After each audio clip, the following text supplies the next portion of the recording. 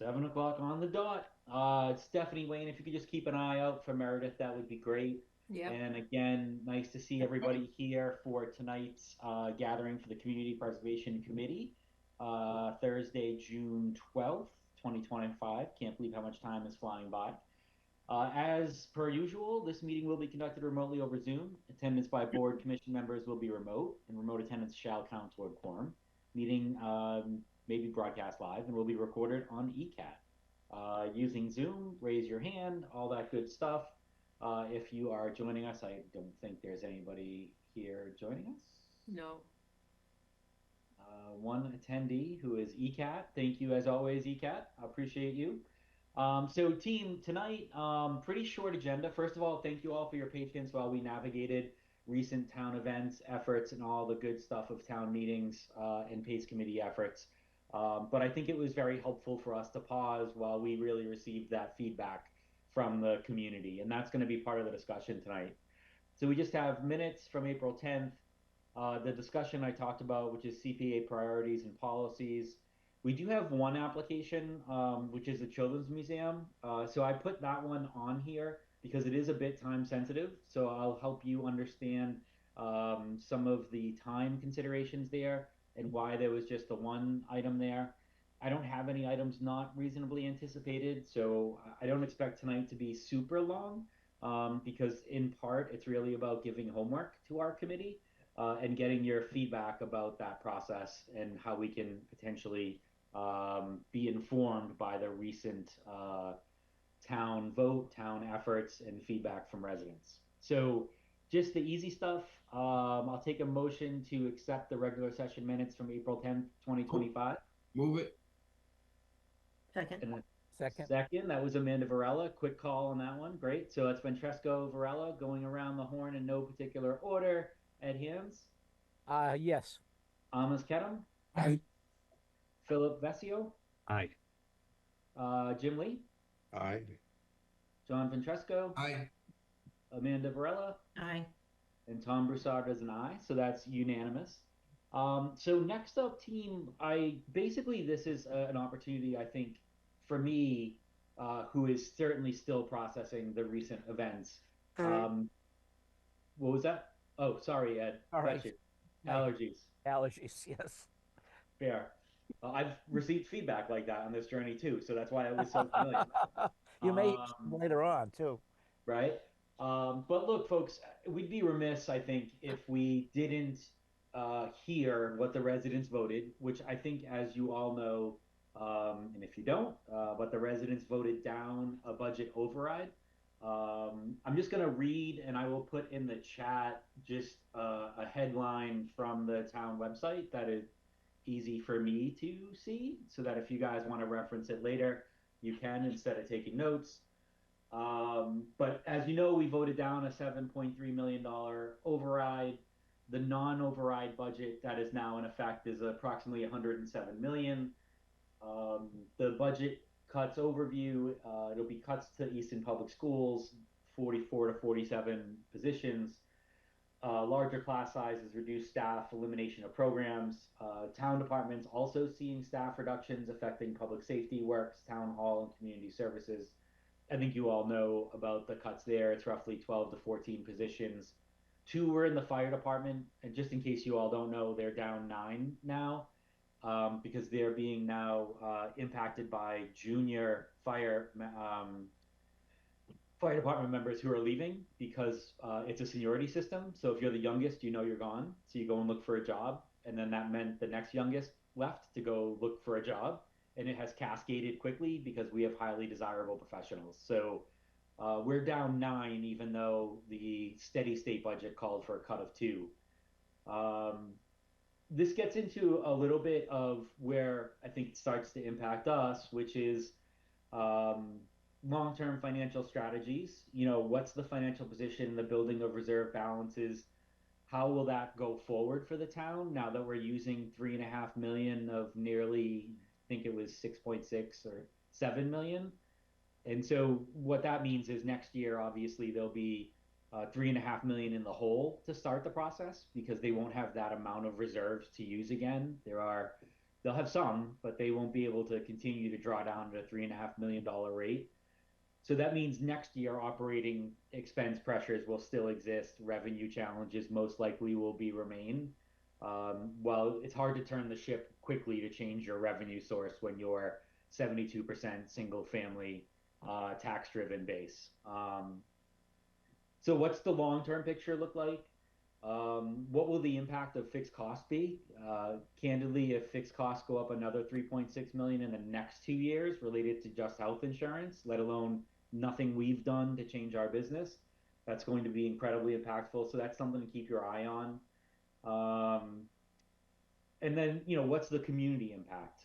And that's something, again, we play a big role in certain projects that add a tremendous amount of value and quality of life that candidly probably don't rank on a capital budget of the town on a go forward basis if you were them. Meaning, for them, they probably have to make sure roofs don't leak, that, equipment works and is purchased, so on and so forth. And I certainly am not diminishing our projects, but there's a reason why we exist, I believe, because I think it enables our community to prioritize projects like ours, despite what's going on outside of us, which is huge.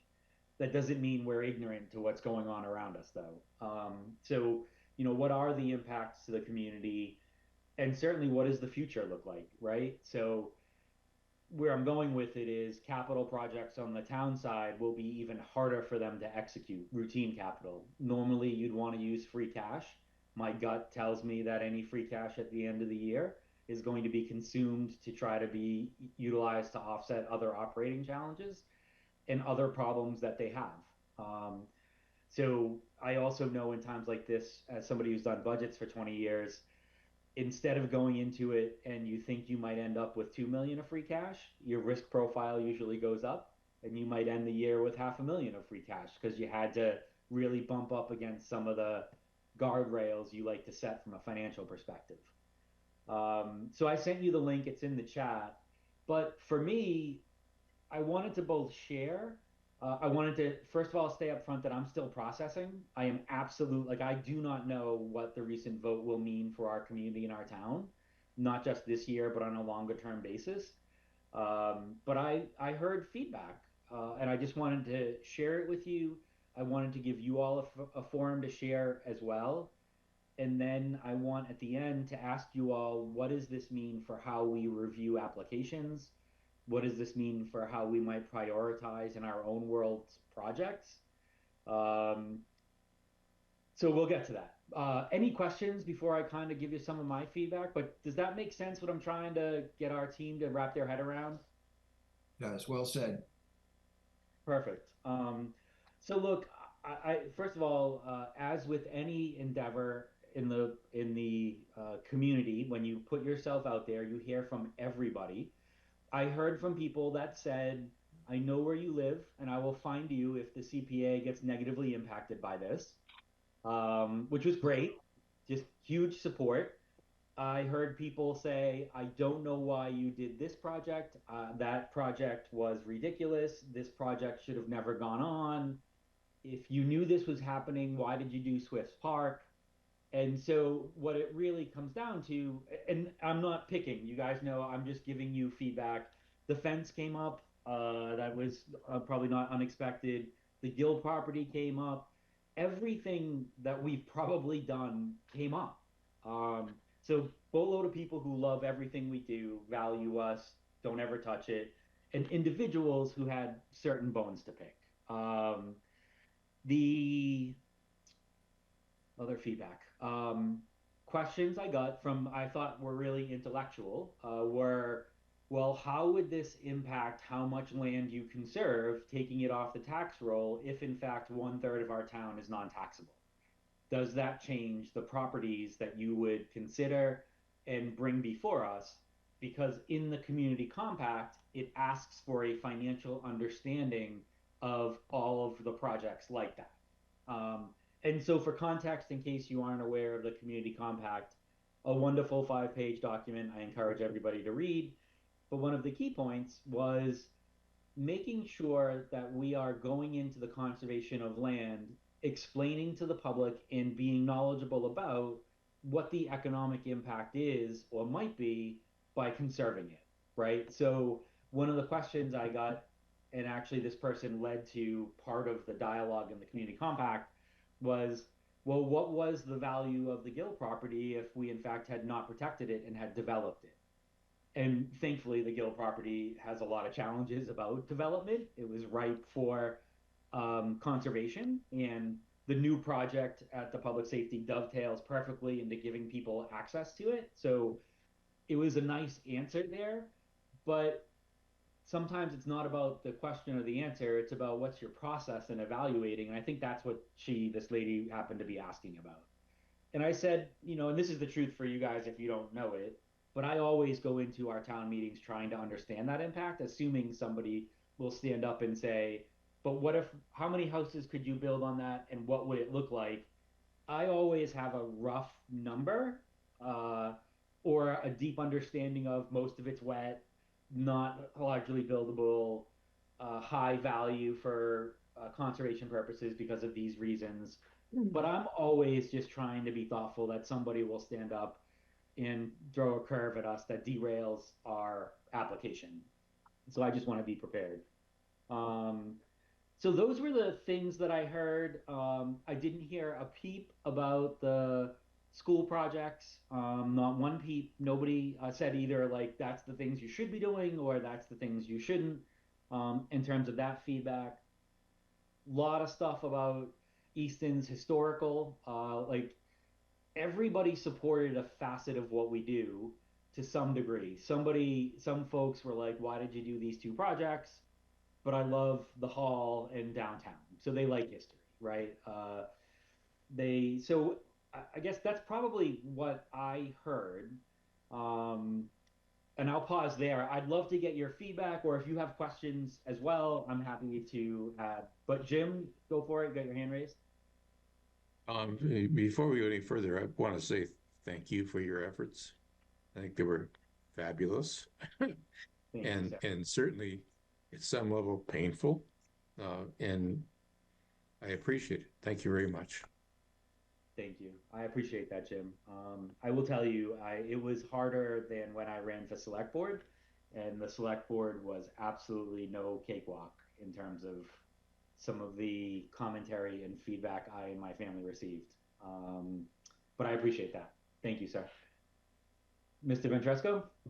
And Jim stole my thunder because I concur with everything he said. No matter whatever your feelings may be on any of the issues that we have in our community, you are to be commended for what you've accomplished, what you've done, what you've spearheaded, and what you've brought together to be truthful. And you tried very hard to get the public to understand whatever the situation is at hand. And again, I don't want to be redundant, but again, thank you and well done. Thank you, sir. I appreciate that. Appreciate y'all and in the spirit of team. I can tell you, first, I've never could have imagined having such a great partner as Nancy Donahue. I don't know if you folks know her. If you don't, you should get to know her because she's an incredible person who cares passionately about our community. She's on the library board and does just a tremendous amount. And the full team, whether we had differences of opinion or we were aligned, there were challenges and hard conversations, but probably close to 15 people put in over 125 hours easy each. And we came to a consensus. So thank you guys. I'll give the team your feedback too because they deserve it. Any credit I get, just a reflection of how good they did. Ed Amos? Yeah, Ed, thank you. Oh. Again, like the other, thank you for the effort, commended. And just, we are going to be under a lot of scrutiny now because of the results. So we need to work harder, I guess. But not because of the situation, we need to forget the objectives that we have and what we need to try to accomplish. And like anything else, there will be compromises. And I think it's part of the deal. Yeah, agreed. Ed? I also want to commend you. You put in a lot of time, and your presentation at town meeting was very good. And you actually convinced me to go from a no vote to a yes vote. Um, I also read the compact, and there are things there that I don't like, most of which has to do with your damn grammar, which seems to make things financial and anything that's not easily quantifiable a subordinate clause. And Sure. I object to that. If you're going to do an analysis that's financial, we should also do a analysis of things that are lost when you plop down a $150 million project in the middle of town, for instance. Biodiversity, open space, et cetera, et cetera. Those all have values too, and they need to be added to your calculation. Sure. I've actually been looking at that. The other question is a specific one. Let me jump in on Amos's thing. I think the number one thing that we should dedicate ourselves to is not doing anything that's going to require us to bond anything for a couple of years. That would stick out like a sore thumb, and even though it's going to come out of our own money, um, it's not a good look. So that's one thing. The other thing is, um, I looked around at surrounding communities with the help of artificial intelligence. It was a lot of fun. So there are a lot of surrounding communities that have the split rate between commercial and residential. And there's pros and cons to that. The pros are that it might have helped get the override passed because it takes a little bit of the burden off of homeowners. The question I have is, I understand we don't want to discourage commercial investment in town, but the question is, did you look into the fact that if there's everybody around us has a split rate and we don't have a split rate and yet we still lag behind on commercial development, is the split rate um, a real detriment, or could we have gone a little bit towards that and help the deficit a little bit? Yeah, we do have a split rate, Ed. Yeah, I know it's not most of the towns I've looked at were almost 2 to 1. Commercial is Yeah, not as much. Ours is not, and it's certainly didn't look attractive to me, but it's okay. sure. Um, so let me back up a step in terms of the overall impact. You could change your rate. So let's say we start with a tax levy of $100, and 88 of it comes from single family homes and $12 comes from commercial. So you have a $100 tax levy. No matter who you tax at what rate, the next year's tax levy will only be $102.50, Hmm. right? Like everybody knows that. So it's not, so you don't get more revenue by shifting your tax rate. It's just simply who pays it. So I just want to make sure, because ironically, a resident asked me, like, why didn't you just raise the rate on commercial and raise more revenue just yesterday to the PACE email, which Right. Well, the I understand that, but perfect. there's a lot of there's a lot more voters on the residential side than there is on the commercial side, and that's Yep. So I'm just looking at the politics of it, not the. yeah. So in the politics of it, it would have been just that. It would have been an optic play only. So of the 72% of our tax levy, roughly 90% is single family homes. Mhm. So you could have increased the commercial by $10 and you wouldn't even have put a BB dent in the side of a car of the problem we had because it doesn't make up enough of our revenue to do it. So it would have been an optics play, Ed. It would have been a shift, and at a, at odds with other people heard, other people came forward from the business community and said, it's difficult to do business in your town. You've just made it more expensive for us to do it recently. We would like to streamline the permitting process. We'd like to understand why you went further than the Massachusetts zoning regulations to be stricter on environmental considerations. I'm not agreeing with them, but I'm saying that there's another side that says you shouldn't have increased the commercial rate. Agreed, there are far less of them. Right. So it's an optics The play. other thing, I've been in town government for 50 years and have never not heard developers and owners of business Agreed. complain about everything. One other thing I just want to make important distinction with the new, I'll use the word regime in power in Washington. They seem to be intent, rightly or wrongly, on devolving some of the cost onto the state, and that will then fall down on us. And that's something we need to take into consideration as we plan. Correct. Especially on the education side. I believe I recently saw something about libraries being funding being reduced as well. But that's a great item we talked about, Ed, that I'm not sure a lot of people appreciate, that we are in the state of Massachusetts clearly being impacted by those decisions. Our educational funding is materially at risk, hundreds of millions of dollars. And at the same time, where the towns and cities are pressing up against the state, saying your funding formula for education is fundamentally broken when only 36 communities qualify for above minimum aid. And so I things could get real tricky without a doubt. And also they might diminish our opportunities to go back and work with the state to get more funding that we absolutely rightfully deserve. In one guy's opinion. Two Good guys. point.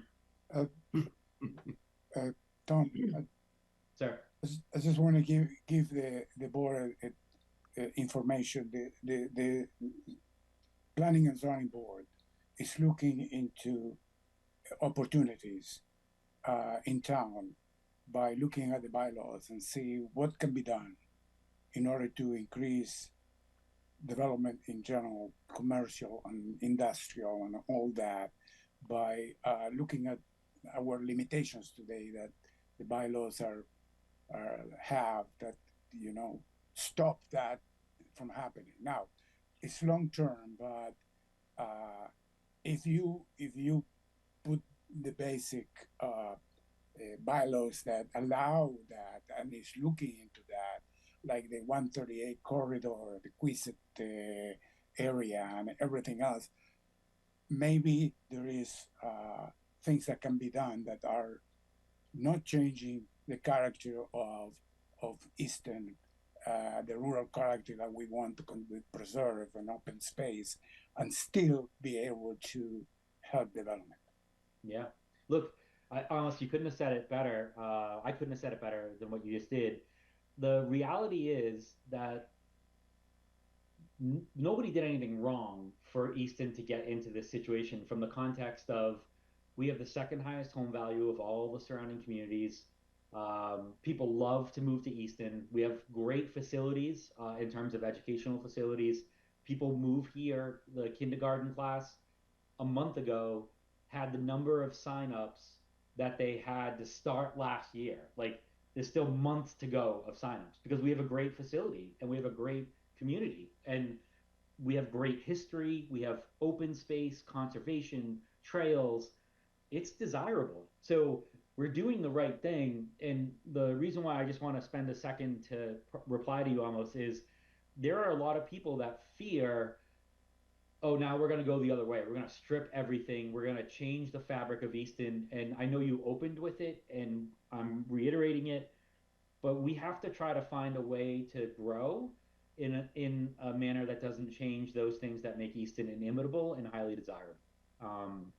Could I suggest one positive thing? I think that what's going on in Furnace Village is a excellent example of planning and zoning that sort of breaks with the tradition in town, which sort of was give them a permit and stand back. Yeah. The Furnace Village one, the town government has been incredibly attentive to the people that live there. There's been some controversy over adding some restaurants at the end of the thing that ultimately got resolved the way we resolve things. You know, we have a beautiful community that's had new buildings put in that are and still in keeping with the historic character of the neighborhood. So that I think could be a role model for future development. Yeah, agreed. You know, the other thing for us, and I'll try to work to bring the impact to you all so we can appreciate it because they're all good things. The My understanding is the Easton Country Club, I think everybody knows, is currently being evaluated for development, right? Does anybody here not know that? Last I heard, it was being reviewed. My understanding is preliminarily looking at how many buildable lots there could be on that, that could be a $2 million increase to the tax levy. 1.5 to 2.5, depending upon what is or isn't wet boundaries and all that good stuff. So if you think of the size of that country club, that's what it takes to move the dial by a seven-figure number. Um, so not that we shouldn't do the other things. I'm just giving you context for our problem was roughly 7.3 million. And to your point, Amos, you know, looking at commercial, the industrial park came up a ton. I probably that's something I heard a ton. Just why can't we do more? Why aren't you doing more? So thankfully, there's going to be a focus committee on that, especially now that there's sewer from Brockton being finally connected, which is a huge plus on the commercial. So Ed, great points. Appreciate that. Team. And Tom Meredith just joined. Awesome. So I Hi, think, Meredith. I think, Tom, you know, what Ed had mentioned about the bonding, I totally 100% agree that we should be very careful if we're going to be doing some large bonding projects at this time. I do think that we're going to be, and I think it's common sense that because of the vote, that we're probably going to be asked for quite a bit more applications than we normally would. And we're going to have some difficult decisions for sure. But to the point is, thank God we still have CPC and the value of it. And even till this day, I mean, I have people come up to me all the time. I mean, it's consistent, especially they know that I've been co-chairing with Ed for the last 4 years and Stephanie over the Swift Park. Education is a big thing, and I say that because I think the town did a great job. I mean, if you're not in tune with what's going on, I don't know how you can do it anymore. I mean, social media, the town websites, Facebook, mailings, done everything. Again, no matter what side your vote may be on, you couldn't be more informed and more educated on these subjects. But I've talked to, just in the last couple of days, young people, 30s, 40s, that are living in very, very high-end homes. They didn't get out to vote. They just thought it would happen. And no matter what, it just, they don't have the time to get involved. I think the majority of the vote came from a different segment of our population.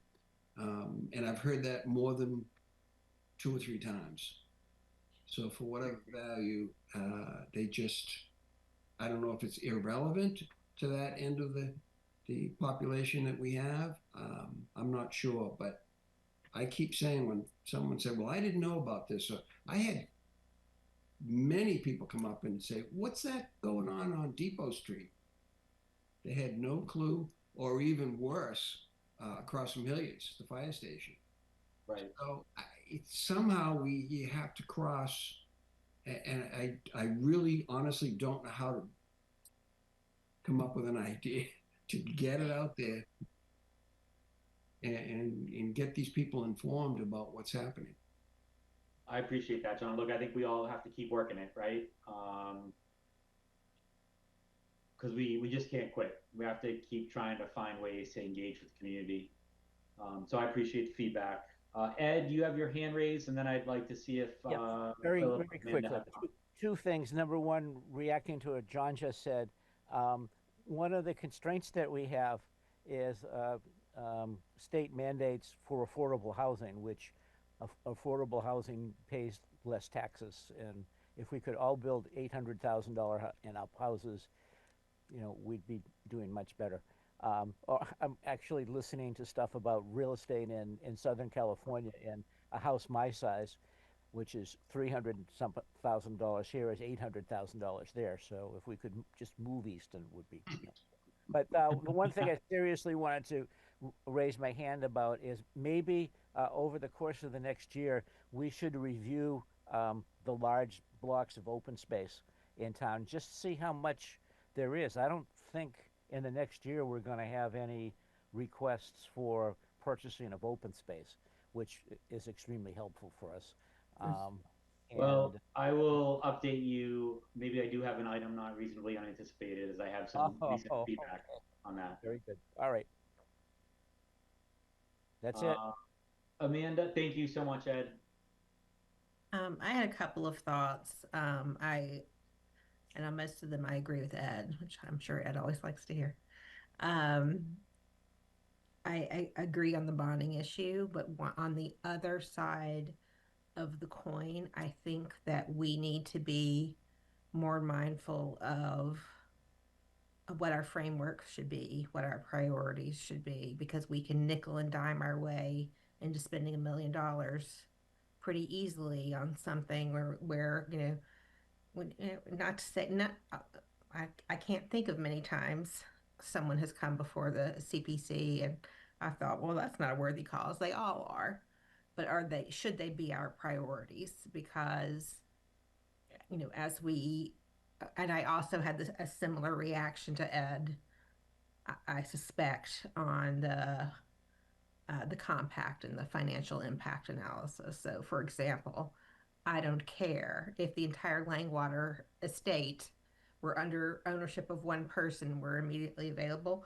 I'm not interested in the economic potential for developing that site because it would be a crime against the nature of our town, to my mind. So I would like to see us work on priorities and work on frameworks and saying, okay, yes, this is a good and worthy cause, but is it mission critical to our areas that we are mandated to consider? Does it touch on more than one of them? Because I heard all the same things. And I think it was actually very unfortunate that work on Swift's Park was starting at the time that we were starting to have this, because they were like, seriously, this is a triangle. How did you possibly spend $100,000 on that? So we need to be, again, mindful. Are we saving? I've always kind of approached CPA applications with a sympathy toward groups and individuals who don't have the taxation power and are small groups of volunteers and can't possibly raise enough money to do things that are good and worthy causes. But at the same time, I am mindful that it's going to be very tough around here for the foreseeable future. And so I will be biting my tongue about town capital projects that perhaps are being squeezed in because it's not going to happen otherwise. Appreciate that. So I'm just going to give Phil. Phil, are you okay if it's Phil, or is it definitely Yes. Philip? Phil. Phil's All right. fine. Perfect. Phil, I honestly just want to give Phil a chance if he has feedback, and then circle back to you, Amos, if that's okay. Thank you, Tom. I appreciate it. Yeah, I mean, everyone kind of echoes my same thoughts and feelings and beliefs. I mean, I think it would be smart if we could to kind of try to continue to preserve the things that Easton has, especially some of the smaller things. Would like to do a little plug for Wheaton Farm Barn and Tuss Farm buildings as a community asset that are in need of care, and some renovations, things like that wouldn't cost hundreds of thousands of dollars. They would cost slightly less than that, would be worth doing. But yeah, I mean, it's kind of echoed the whole vote. It's kind of sad to see, but it is what it is. I myself have gone up and down my street here on Seaver Street, tried to get people to go out and vote. Tom, Ed, John, you all said it, but most people didn't even know that there was a vote happening, which boggles my mind. And there's signs everywhere. It's all over social media, Easton's Facebook page. I just don't understand how people can be so anyways. But yeah, I mean, I would think it would be great to continue to focus on some of the things that make Easton Easton, as much as we can, with keeping the budgets as tight as we need to keep them. Sure. Thank you so much, Phil. Amos? Yeah, I'm completing my first year on the committee, and there is something that I don't know if it exists, maybe exists. What is the mission or the scope or definition of the values that we are holding in a more generic term? And then based on that, you define what are the things that really are important. Amanda has her idea about what is important. I have my idea what is important. But maybe if we have, and it does exist, a scope and a mission of the CPC about what is that we care about and what are the priorities and the things that are important according to the values that we hold dear to us. I don't know if it exists. If it doesn't exist, maybe we can put something together. Yeah, I just tossed it in the chat. Almost, it needs to be updated, but we have a community preservation plan, and I think it's a perfect time to review that. We were working to have the different constituencies come in with their priorities. Like Concom gave us a write-up. We tried to get the world famous Ed Hands for 75 straight meetings to come in, and we just couldn't book him. He was way too popular on the circuit. I think he's doing Gillette Stadium next week if you want to see him. But it's a perfect time to ask these questions, and that's kind of what I've been thinking about too. So I'm glad that you guys are all on the same page with that. Before we dive in a little bit more, I do want to just pause. Stephanie and Wayne play an incredible role in our community as well. So, you folks may have heard some things. I would love, if you have feedback, please don't hold back. But I would just invite you to share your thoughts as well. Yeah, I'll jump in just for a second. I've heard and seen, in some of the social media, some of the comments that were made. I want to echo what the other members of the board said, and I don't want it to sound trite, but it was an amazing feat of work that the PACE committee did and undertook, and the information and the quality of the information. And that was one of the things I did hear from people who were aware of what was going on with the PACE committee and did participate in the public events and availed themselves of the information, that it was very compelling. In some cases, some people felt that they just might not be able to afford the tax increase, but they felt they were very informed as a result of that. So I would like to echo my appreciation for that as staff. And, I think you folks did a great job. I just want to jump on what Amos was saying about the mission. I mean, part of the mission and role and responsibility of the CPC is dictated by the legislation.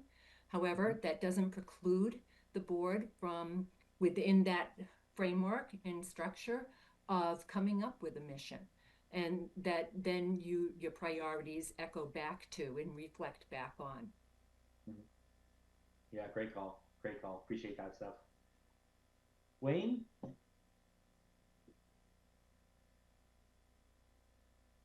Yeah, the cursor ended up a million miles from the unmute button. Sorry about that.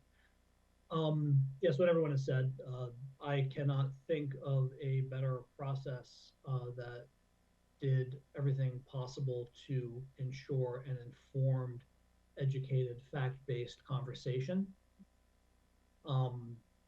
it was incredibly impressive, just the amount of brain power, of talent, of dedication, and of time that everyone brought to the effort. It's actually truly inspiring. I think it's a nice case study in good government best practices, actually, that level of detail and education and information that was made available for folks to really consider. In that, this carries over to CPA planning. As you said, this is, I think, a really great opportunity, since we are updating the CPA plan, to really consider holistically how it all hangs together and how it reflects some of the stated and implied priorities and dynamics that have just emerged. And one of them that some folks, Phil's mentioned it as well. Town properties and projects that with CPA investment can become more self-sustaining, better state of repair, more usable recreationally, agriculturally, what have you. I think looking at all these opportunities and being proactive about them would be something to really think about as we're planning them. And then something I've brought up in conversation before, and I mentioned this to you, Tom, the town of Stowe has a big golf course, Stowe Acres. And they did a big planning project because it's their significant open space property. And they did a multi-year planning project on conserving half of it for a golf course, and then recreation and open space for another piece, and then mixed income development on another part of it. And that is pretty detailed and obviously hangs on. You have a specific property and a specific project that you're trying to do. But as we look at the big, significant heritage landscape, open space properties that we have, I think it would be interesting to really spend some intentional time, effort, and funding on looking at them, and like, what is the development potential? What would limited development look like? What are the priority views or agricultural lands to conserve? Go? How could you balance that? Come up with some proactive visions for some of these properties, rather than just imagine the underlying residential zoning and it comes along and you delineate your wetlands, and then you're off to the races. Ed had mentioned that a lot of the stuff in Furnace Village could be a really good model, and so sort of taking some of that and looking much more proactively at these big, Clover Valley, Simpson Spring, Langwater, Marshall Farm. Those are the biggies that I think a creative approach could really yield some impressive results there. That's great feedback. Appreciate that. Meredith, I know you just joined, but I just wanted to see if you had any thoughts on recent events and feedback. And if you can't talk, that's completely okay too. I get it. I'm just glad you're here. No, I mean, you and I talked a little bit earlier in anticipation of me maybe not being able to join, but I'm still in a process of just trying to understand what our future as a community is going to look like. I think like everyone, and the two boards I sit on, and wondering how we're going to be impacted moving forward this year and next. And I don't have a lot to offer, but thank you. Sure. No, I appreciate it. One go ahead. one more thing, Tom, if I could. Please. I know you must not be happy, and I think that circumstances played a big role here. If the public safety vote came up after this vote instead of before, I think it would have been much easier to pass this one. Because I heard a lot of people. Yeah, I mean, look, I guess I obviously understand the words, and I hear that, and then the feedback we give is we did try before in 2016. Then we executed a capital planning project that had its genesis in 2013 over a 10 to 15 year life cycle. and there were three different voting points that people could have voted down. Again, they didn't know the operational override was coming, but my point is, I think we all believe it's a, or enough people believed it was a worthy project that all those votes it made it through. And then just for my, I guess, analytical mind, I'm not sure how many people grasp this, but I went back and researched how many debt exclusion overrides we did of value compared to all of our neighboring communities. The average is 7, and we just did our 7th over the last 20 years. Now, timing is horrific. I'm with you, Ed. Nobody likes it when their roof leaks and then Comcast ups the bill. But so I accept that and I understand it may change behaviors. But at the essence of it, again, I would just say I don't feel like we did anything wrong. Timing sucked, but like, did we need new buildings? I absolutely believe if you toured those buildings and saw what they were working and living in, that you would say they should get new buildings, and that it generationally is the timing suck for those of us that live here for 30 years. Yeah, we're not going to get the return in the 75th year of that new building being active or the 50th year. But I do believe in paying it forward and investing for the community. So yeah, heard Ed a lot. It's kind of, yeah, I think I probably shared the feedback we tried to give to people. So first of all, thank you guys for your candor, for your support. It means the world because it was a tough, it was tough, candidly, slog. So you guys really have picked me up, which is appreciated. Some of the things I want to plant seeds in, and by the way, these are not opinions. I am not directing, but they're thoughts that crossed my mind. And most of you have brought them up.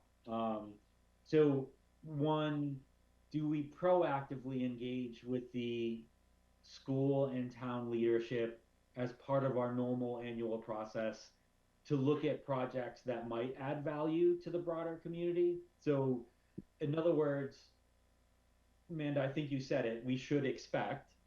And I'm just always the type that says, well, if I'm going to expect anything, I'm going to proactively go out and control that dialogue. And maybe as part of our process, we invite that discussion with the town and school leadership, at the very least, to show an understanding and partnership of their circumstances. But at best, we might find that there is a project that could impact 5,000 residents every year that we might not have surfaced if we didn't have that dialogue. So that's just one example. You hit the nail on the head. Prioritization was a big one. But I'd like you all to, not just for us as a group, but each of you have different disciplines. And I think, again, I caught up with Meredith briefly today because I wasn't sure if she could make it, and I didn't want her to hear anything after the fact or have to watch ECAT at midnight. This is not about, Ed, I'm gonna use the fence to pick on that if that's okay. This is not about what's the calculation of the financial benefit to the community of the preservation of a historic fence that is one of a kind and will never be recreated in the world, that was made here in Furnace Village. Like this, where I'm going with it, and the community compact as well, was never about, well, if you can't prove it to me, it doesn't have value. No, in fact, I think at times we will have to probably show stronger backbone than ever to to weather the storm of, look, that's important. And someday when the 106 corridor is built up and a 15-year plan is completed and it's a walkable neighborhood community with some perfectly dense housing that supports restaurants and is connected to some beautiful open space, there's going to be a plaque in front of that fence right next door to Swift's Park where somebody has taken a break. And they're going to see that Furnace Village had a real history that most people don't know. And Ed, check me if I'm wrong, started before the Ames and Northeastern Village, right? Like, so, like, I see that value and I appreciate that Ed brought it up because when it first came up, I was like, they want this much money for a fence? And then I walked it. And then I heard the narrative and the story. And that's something that is inimitable to Easton, will never be replicated in any other city or town. So I just want to use that head as an example to over index on this is not about every project has to have a financial return. The it is being thoughtful about perhaps articulating to the audience that this project is one of the three tenets of CPA. We have to support history. We know in Easton our residents support history regularly, and let us tell you why this is important and where this value is coming from. So, um, you know, you brought up a great point, Wayne. Should we be thoughtful about proactively engaging on meaningful development of of affordable housing? You know, again, I'm not advocating. I'm just saying, for a period of time, we've invested 250 grand because we had to give 10%, but we did some really large projects in the past, like Shovel Shop, right? That created, protected a historical item. This is like Amanda's, not what's past a quinella in betting? Is it a try something? I don't even know. But you hit, what is it, Ed? It's a superfecta. Like a superfecta, Amanda. Like you've got shovel shop history, affordable housing. You've got economic impact and development supporting downtown. Like, and think of how much grief that project got. I was probably just getting started, but to me, if we can get projects like that, if there's, I'll make this other one up. Like, if there's a way to get X number of properties on the center school project, should that field complex fall through, and that becomes part of a walkable community to Five Corners, and then from Five Corners down, like, is that something we want to explore how we could support that in a shovel shops? I don't know, but I'm just thinking of something for each of the pieces. Open space and rec. You know what I didn't hear one peep about? I didn't hear anything about basketball courts, pickleball courts, tennis courts, RO playground. I didn't hear, nobody said anything about those projects. It doesn't make it right or wrong. I'm just saying that open space and rec, we probably want to be thoughtful that the community, for better or worse, but accurately, has it drilled in their head. We have 1/3 of our town protected from taxation, and that's not a bad thing in my world. But how do we articulate our priorities in that area? Um, I'll use my trump card of unknown items, but am dealing with the Ames family for the Langwater farm parcel that has come up. So I'll probably be bringing back updates for you all now that we're past the town operating budget discussion and town meeting. But that's an item that's come up, and I agree with Amanda 100,000 more percent. Like, that is to me a downtown parcel. It abuts a middle private property for now that I could potentially see coming into our forum as well long term. That would then connect to the Governor Ames estate. And then is that something, again, this is not fact, but the trustees now deal with that operating expense, right? Like, and we have a contiguous property, center of town. I don't know if that should be a priority or not, but I can tell you those two pieces are going to be pricey.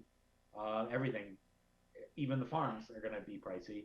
So to Amanda's point about prioritization, that's something that just stuck up for me. Like, it would be great if we could be able, and I know almost mentioned it too, but we should probably start messaging to the community what we are prioritizing and why and what's important. And here's the big projects we're aware of so that people aren't surprised about, again, someday an Oaks Ames Memorial Hall project, maybe.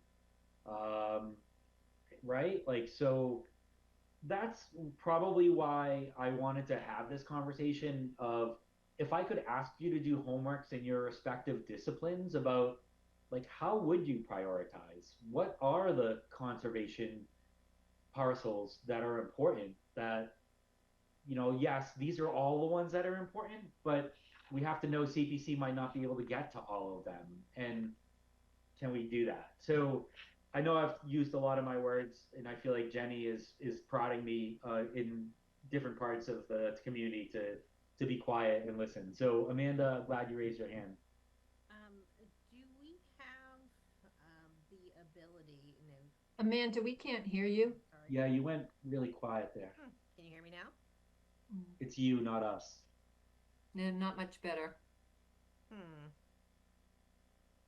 my video off. That's better. How's that? You can listen but not see. It almost seems like something might be covering up your microphone. Nope, it's the way it's always been. But if you can hear me Now now, we can hear Yeah, you. much better. it's probably my internet. Again, thinking about the nickeling and diming, and again, this is absolutely nothing against, the Eagle Scout projects and little things like that. That you're like, oh, how lovely! Of course, we'd be happy to help. But should we consider, if we are able, to to put aside a reserve, frankly, the same way we do for affordable housing, for major initiatives, so that we are not feeling like the Grinch, not able to support the nickel and dime stuff, but this is how much we have to spend this year, because we know without a shadow of a doubt that we have massive, massive historical assets that will be available to us someday, that will be hugely important to preserve.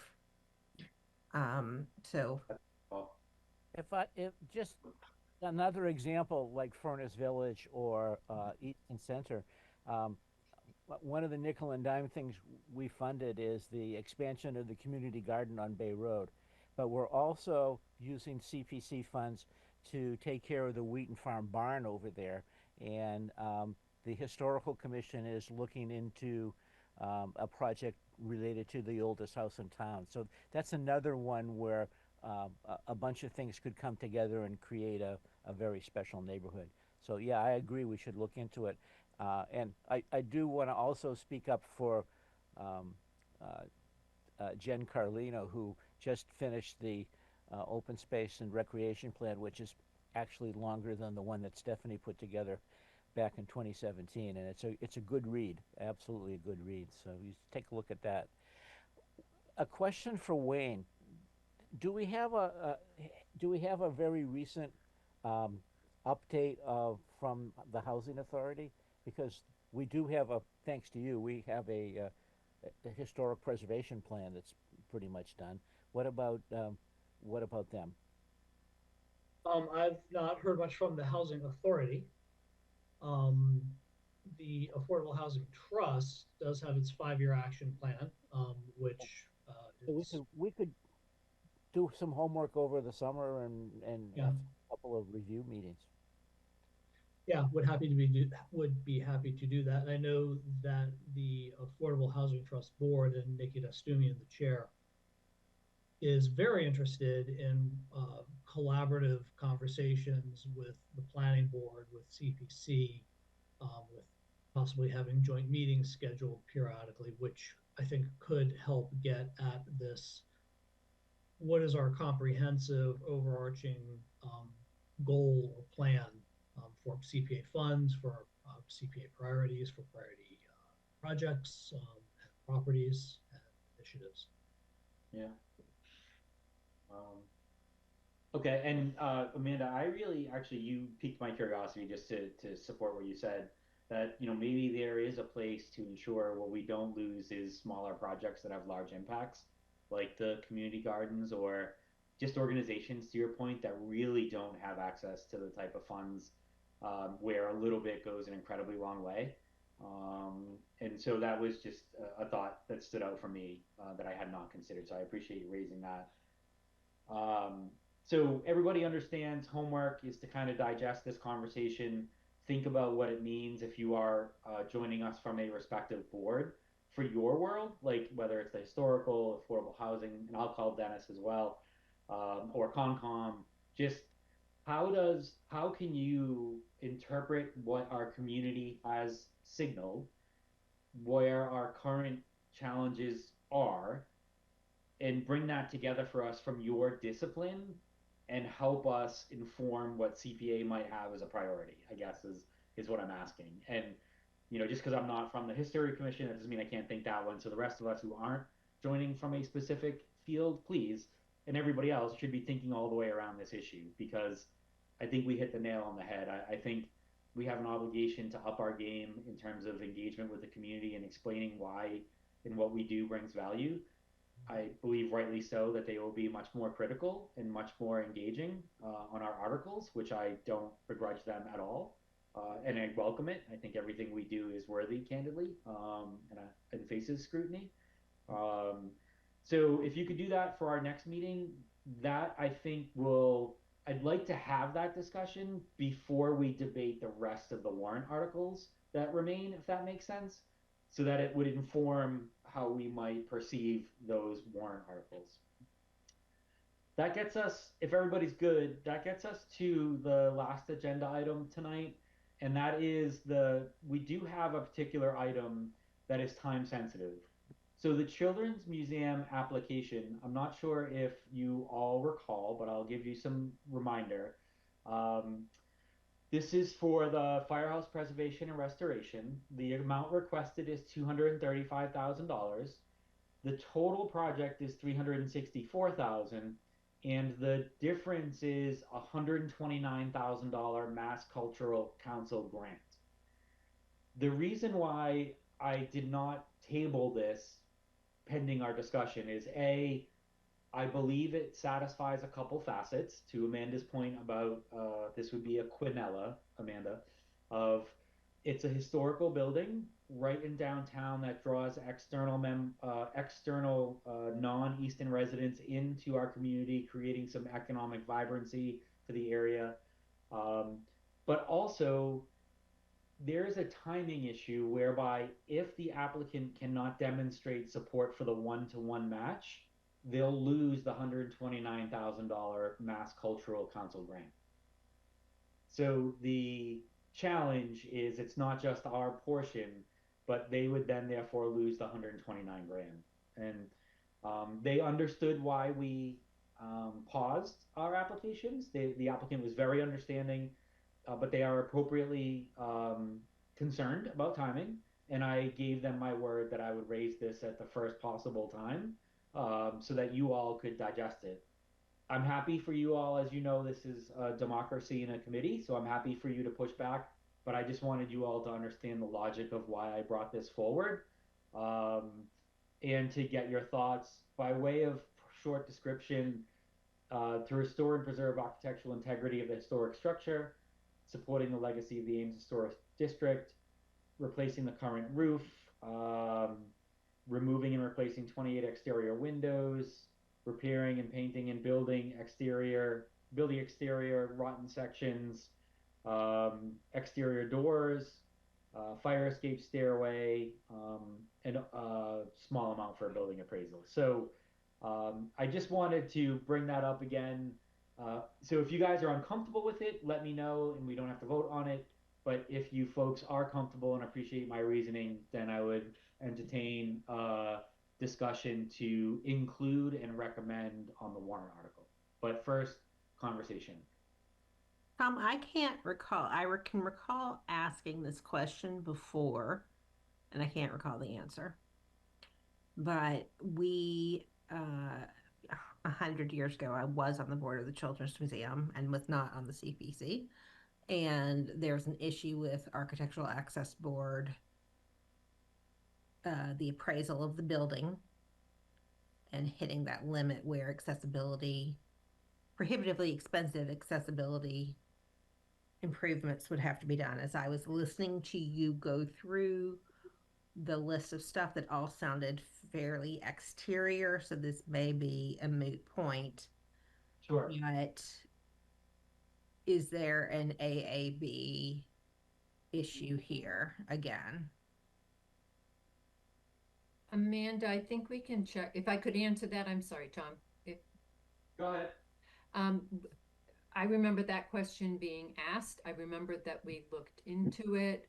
I cannot absolutely affirmatively remember the answer, but I think that the level of work didn't rise to the occasion of requiring the accessibility upgrade. Is that right, Wayne? I can give even more information.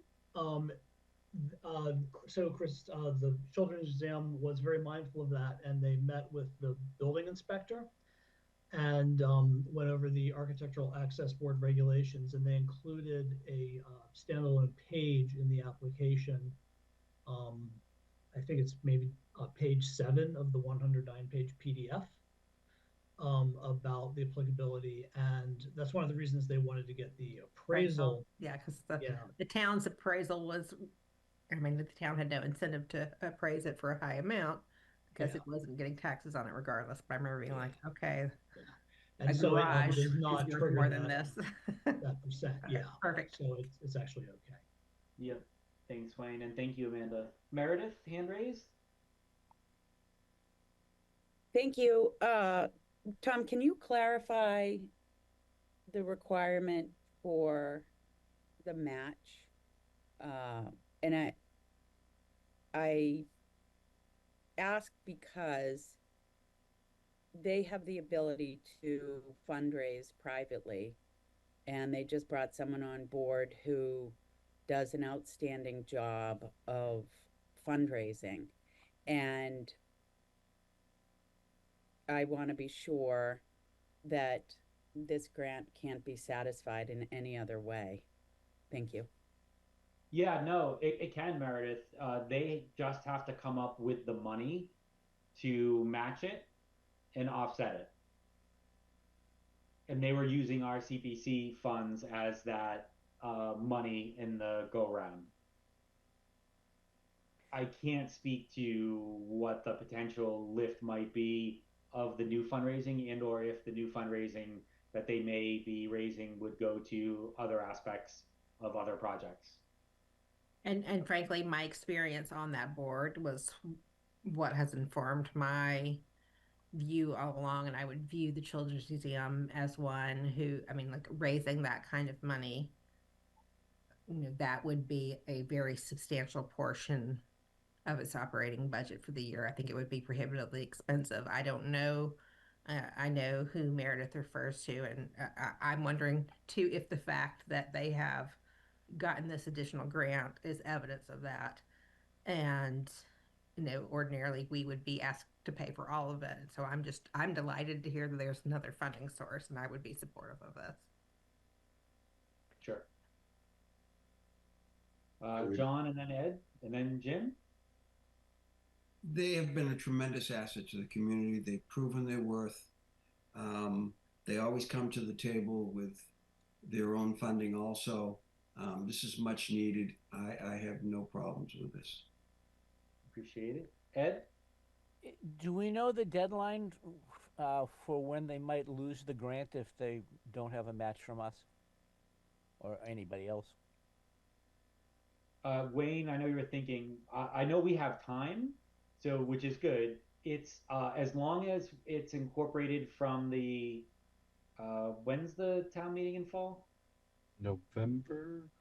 Yeah, so November works because I feel like it's a December 31st item, if I remember correctly. That is my sense. Yeah. Jim, and then I would move to include and recommend the fall meeting this proposal. Second. Appreciate that. So that's Lee and Varela going around the horn. Ed? Amos had his hand up before Jim got his motion in. Amos, we can't hear you. I wanted to say that one of the things that Easton is famous for is this museum.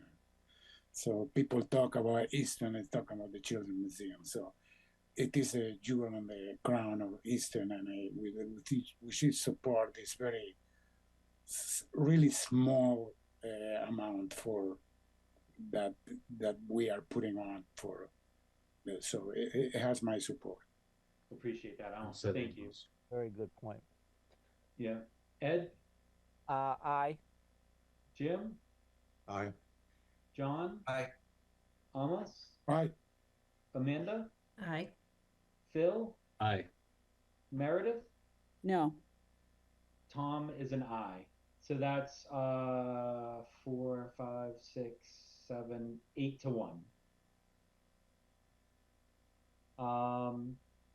And that's all I had on the agenda for tonight. Does anybody I know we kind of talked a lot around issues, but does anybody have any final questions? Nope. Awesome. Thank you all so much. Personally, I appreciate your support. I always appreciate your engagement and advocacy for the CPA and all that you do for our town in so many ways. It really does take a village. Somebody said that to me many years ago. And Easton gets a lot done with a lot of hands, and you guys are all a big part of that. So thank you so much. I'll take a motion to adjourn. So moved. Second. That's Ed and Amos. All those in favor say aye. Aye. Aye. That was everybody. So rather than going by roll call. Appreciate you all. Stay well. We'll see you in a month. And if you have questions on your homework, please shoot them to Amanda and I. If you have thoughts, actually, I will ask please pre-send them to Amanda and I so that we can distill them down around common threads of what we heard. And that way it will make next meeting more productive rather than waiting to get feedback from everybody. We will certainly allow everybody to provide feedback, but we'll say, look, 10 people said this, 9 people said that. And it might just give us all a little bit of a Cliff Note version before we get to that. So I'll reach out in a couple weeks as a reminder. Amanda, I completely just volunteered you for homework, so appreciate that. Right. And guys, I'm no stranger, so give a call if you have any questions, and thank you all for everything. Thank you, Tom, and thank you for everything. Good night. Much appreciated. Cheers. Have a great night. Take care. Bye all.